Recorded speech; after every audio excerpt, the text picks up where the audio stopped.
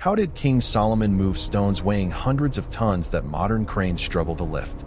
Legend says he possessed a ring that controlled demons. But when we translate these ancient descriptions into modern engineering, we find something startling: a device capable of sonic levitation and frequency manipulation. Was this seal of Solomon actually a key to the laws of physics?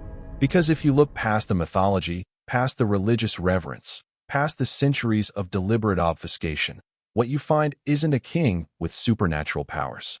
What you find is an operator, a human being who possessed an interface device connected to a technology so advanced that the only vocabulary available to document it was the language of angels and demons. And here's the question that should keep you awake tonight. If the ring was just jewelry, why did every empire in history try to find it? Why did the Romans tear Jerusalem apart looking for it after the temple fell? Why did medieval alchemists spend lifetimes decoding its geometry? And why does the United States Army Corps of Engineers still classify certain studies on acoustic levitation as sensitive research? The answer is in the stone. It always was. The Book of Enoch describes the Watchers as beings who descended to earth and taught humanity forbidden knowledge.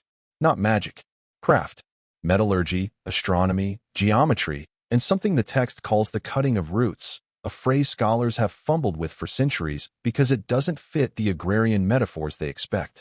But what if cutting of roots referred to resonant frequency manipulation, the ability to cut through the molecular bonds of matter itself using precisely calibrated sound? The Enochian texts aren't mythology decorated with technical detail.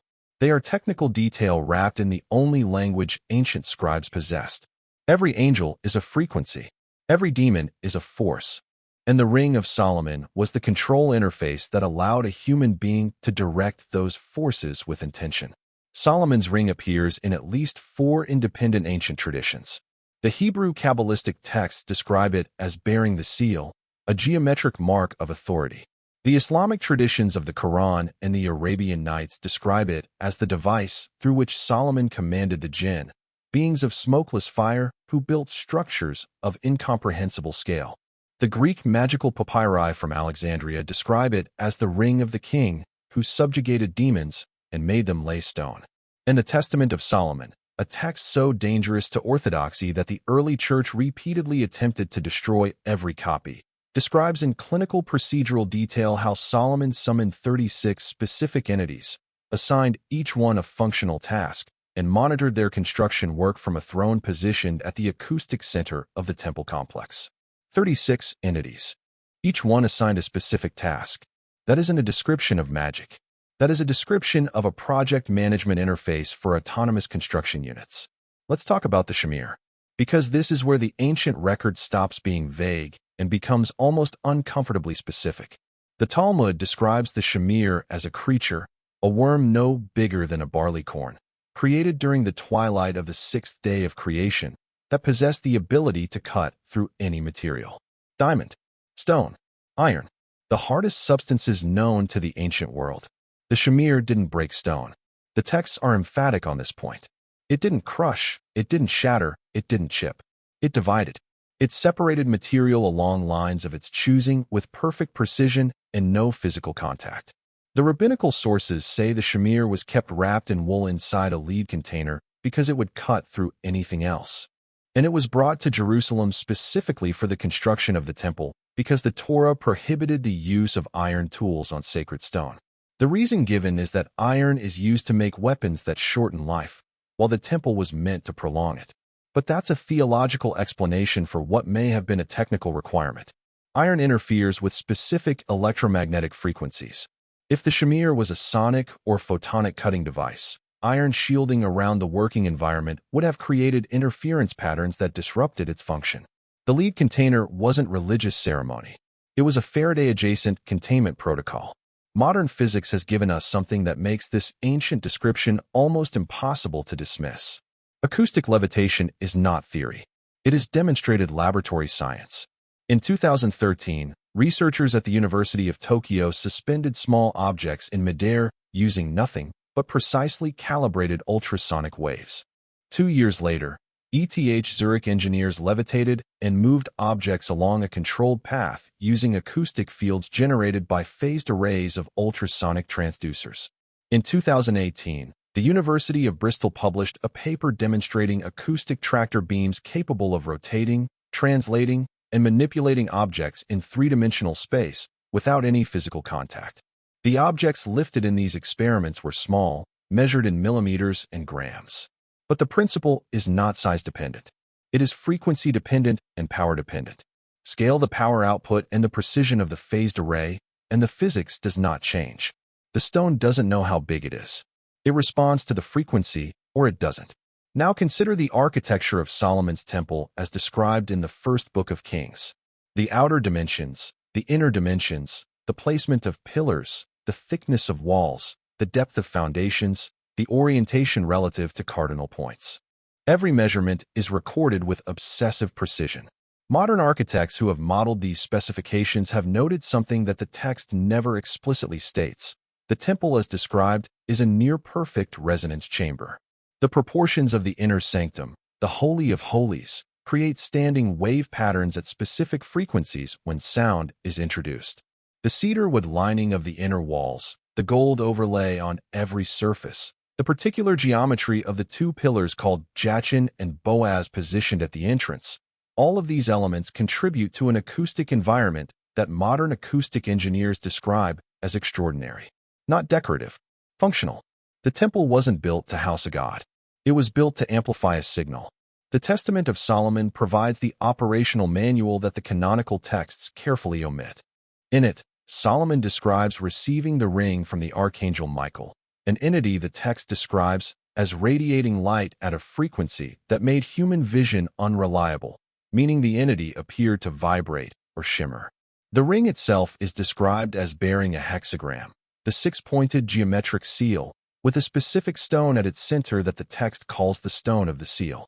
Solomon is instructed on how to use the ring to call each entity by name, which the text treats as a vibrational designation, a specific acoustic or electromagnetic signature that each entity responds to. When Solomon speaks a name, the entity appears. When he speaks a command, the entity executes. When he displays the seal, the entity cannot disobey. This is not a description of supernatural compulsion. This is a description of an authentication and command protocol. The name is the frequency identifier. The seal is the authorization token. The ring is the transmitter. The 36 entities Solomon commands in the Testament are described with extraordinary technical specificity. One causes earthquakes by vibrating the earth. Another controls water flow and redirects rivers. A third is described as moving through stone without displacing it, passing through material as if it weren't there. A fourth cuts stone in specific directions without tools. A fifth carries weight that no human could move. The text even describes their appearances. Some appear as winds, some as lights, some as geometric forms, some as animals. Not because they are mythological creatures, but because ancient observers were doing their best to describe phenomena outside their experiential vocabulary. A sonic excavation device operating at the resonant frequency of limestone would appear to ancient eyes as something alive, something purposeful, something demonic in its inexplicable capability. A drone-like autonomous unit reflecting light and moving through air without wings would be described as a wind, a spirit, a creature of smokeless fire. Here is what modern engineering tells us about the stones of the Temple Mount. The Herodian expansion of Solomon's original temple complex, documented extensively by Josephus and confirmed by modern archaeology, used stones that engineers today struggle to explain. The western wall, the surviving retaining wall, contains stones weighing between 200 and 600 tons. The largest, known as the Western Stone, is estimated at 517 tons. The longest measures 13.6 meters. These stones were quarried from bedrock kilometers away, transported across difficult terrain, and placed with precision that modern laser surveying confirms as extraordinary. Gaps between adjacent stones measure in fractions of millimeters. No mortar was used.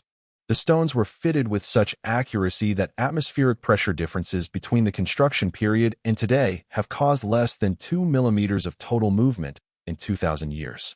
The modern world's largest construction cranes have a maximum lift capacity of around 3,000 tons, but that is under controlled conditions with engineered foundations and direct overhead access.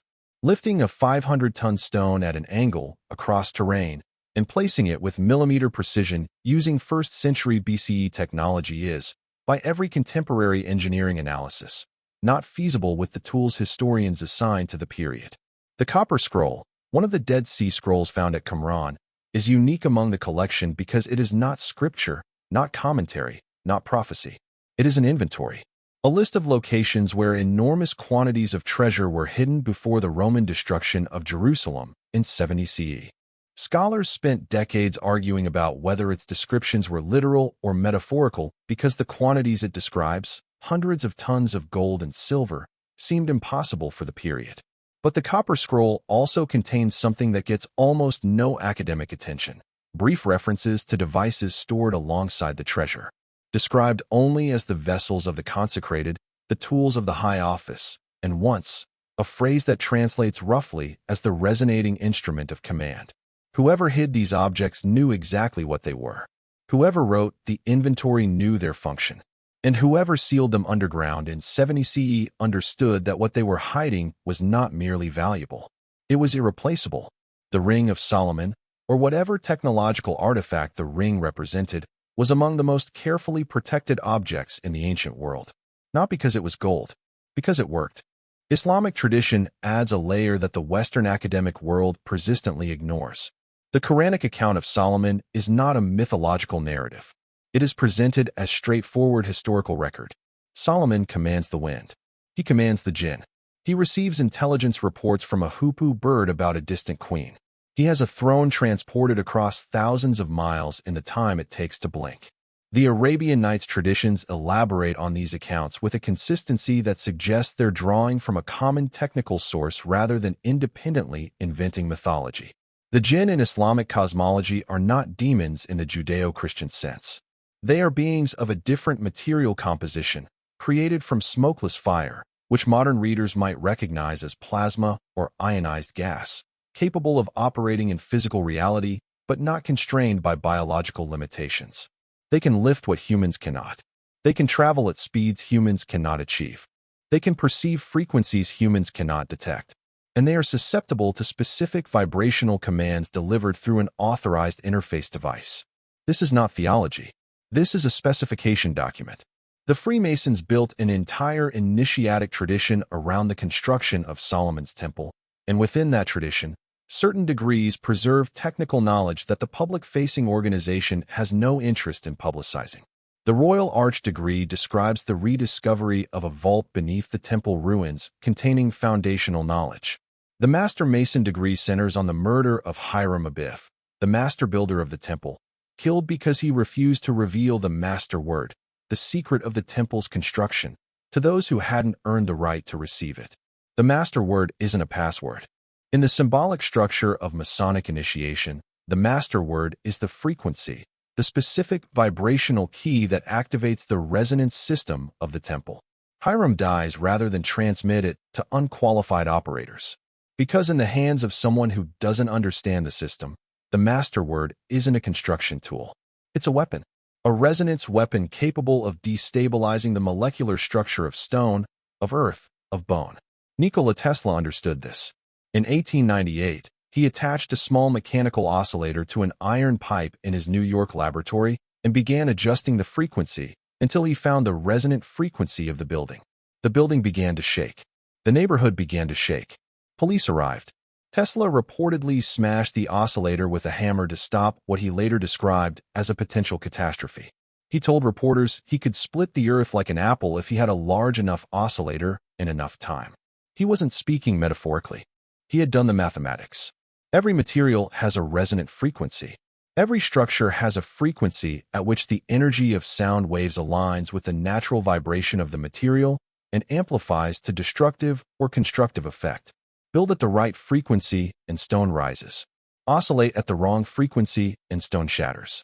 The Shamir, operated through the ring's interface, was a device that found the resonant frequency of any material and applied it with precision. Not to destroy, to separate, to lift, to place with millimeter accuracy without physical contact.